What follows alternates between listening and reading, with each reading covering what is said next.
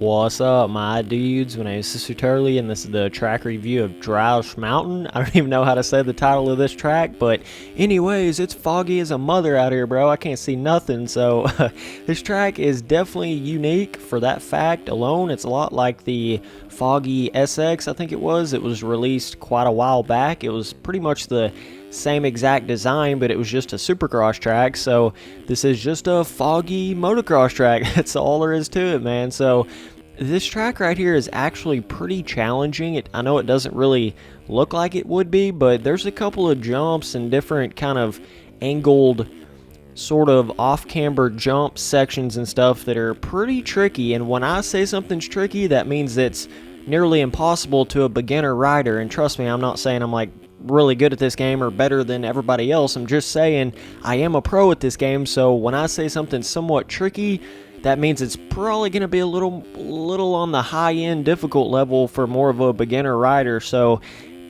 well, I guess it's not that difficult as far as like it's just going to kill you if you land it wrong, but if you really want to jump the jumps how they're meant to be jumped, then you got to be like perfect traction hucking it on a 450. You can see right here I'm jumping off the side of the track. That was the first time I ever went for that little, it's kind of like a little triple huck jump right out of the corner. You have like 5 feet to try to get enough momentum in that corner right there. It's pretty difficult because it's kind of one of those corners that doesn't really have a berm on it, so you're just kind of squaring it up off of a flat corner, trying to get as much momentum as you can. And if you're not on a 450, then that's going to be pretty tough to do. And I mean, I would go as far to say if you're not on the new 2016 KTM 450, it would be pretty difficult to get that kind of just torque and momentum pulling power to jump that little triple down the hill. But it's like I said, it's not one of those tracks that, you know, if you come up real short, you're just going to bounce right off the bike. But it's tricky, though. You can see me bouncing all over the place right there. But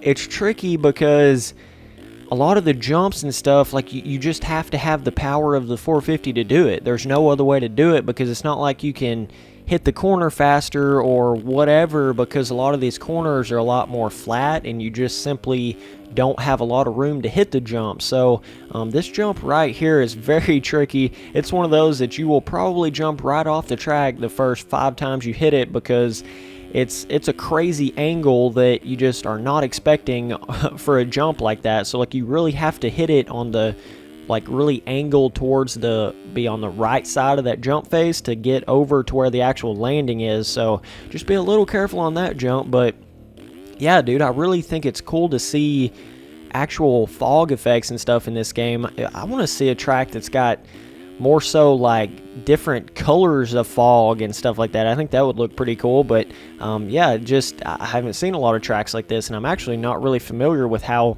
the fog and stuff really works like this. I know that you can go in there to the lighting and change a lot of that, but I remember trying to make a track once, just me trying to figure out how to do it, and I really wasn't able to do it. I wasn't able to figure out how to do it. So, but like with this track, I could go kind of look in the files and just kind of see how it was done, and then I could adjust on it and change it and try to figure out if I could change the color of it. I'm not really sure if you can even do that though. So, but yeah, just this kind of fog is kind of sort of different from, there's all different. It's basically just like you're building your own fog. You don't just go in there and put in a little setting and then it just puts the fog in there. I'm pretty sure you actually can adjust it sort of like you do the lighting, the actual lighting on the track. You know, every single track you ride on has a different sort of lighting to it. So it can be anything from a drastically different kind of lighting to, you know, it's darker, or it's, you know, on a lot of my Hawaii vibe tracks, I've got where it's more that sunset kind of lighting on it, so it's going to look a lot different than, you know, for instance, a track that's just right in the middle of the day. It's just really, really bright kind of lighting. So there's just all different kinds of settings and stuff you can do with the actual editor in this game. And yeah, fog is one of those things that I just haven't really messed around a lot with, but it would be cool to learn some more on it. So, and I'm more of a self-taught kind of guy. That's the way I've always been, man. I can just sort of, you know, trial and error until I figure it out, instead of going and trying to watch a tutorial or watch a guide on it or whatever. So I try to do like a quad or a 5 jump right there, and that was not very smart of me. So okay, let's get in third person here. And yeah, it's got some nice trees and rocks and whatnot off the track. It almost, when I first seen the track, I was thinking, man, this looks a lot like more of an old school style track, even though it was just released. So it kind of has a, I don't know, it's got a weird old school kind of feeling to it. So, I mean, that's kind of cool, but it definitely has some jumps, no joke. But when you first look at the track, it looks more like a beginner to a, you know, intermediate style track, but there are some jumps on this track that's challenging. I mean, it's not something that you just, you know, hit everything on the first lap perfectly. It's not really that kind of track, so just keep that in mind. It looks pretty easy, but it's just the way some things are built. Like I was saying, some of these off-camber jumps are somewhat tricky, so but yeah, just everything off the track definitely fits that real fog effect, and I like how all these mountains are in the background and stuff. It definitely fills in all of the off track, so it looks pretty good. And this double right here is pretty tricky because if you go for it, is that a water pond over there? That looks pretty cool. But yeah, if you actually go for that double right there, it's one of those that you got to hit it so hard just to clear it. But if you do, then it's going to be hard to get on your brakes to slow down for the corner, for that inside rut anyways, which is obviously the fastest line, I'm pretty sure, right there. So that's another quick little tip.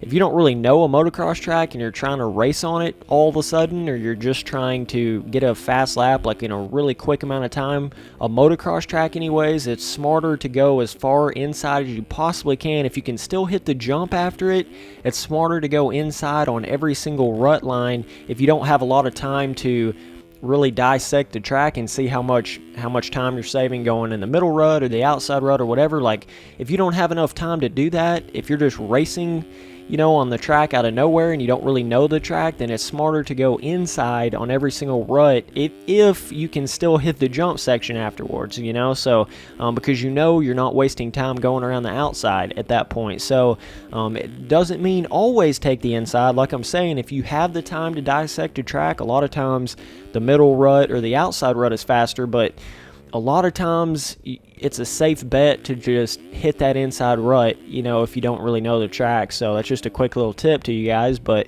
you learn a lot of stuff like that when you just get better at the game and do different stuff like that. So nice little turn-up whip, or whatever you want to call it. Opposite, I've seen a couple of people calling it an oppo whip and whatnot, but there's all different names for everything. So but yeah, track's pretty cool. I like when they can get something different like this in there. So I would give this track a the fog effect is really cool, and the ruts, they're not, I mean, they're more of those simple berm type ruts, so you're not, you know, it's not crazy hard in the corners, but the roughness, not too crazy by no stretch of the imagination. But this is a fun little section right here where you kind of got to keep on the gas, and it's almost like a rhythm section all the way through a corner. So but I would probably give this track I mean, the jumps are fun and all.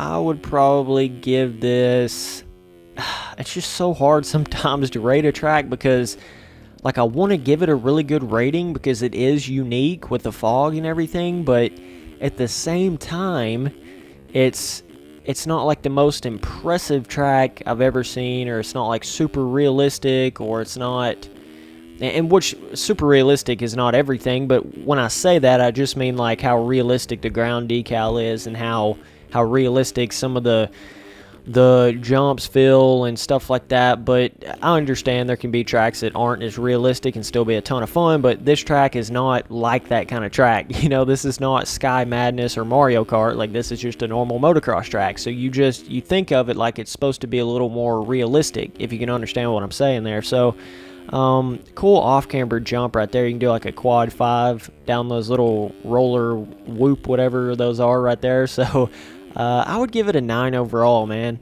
I mean, it's good.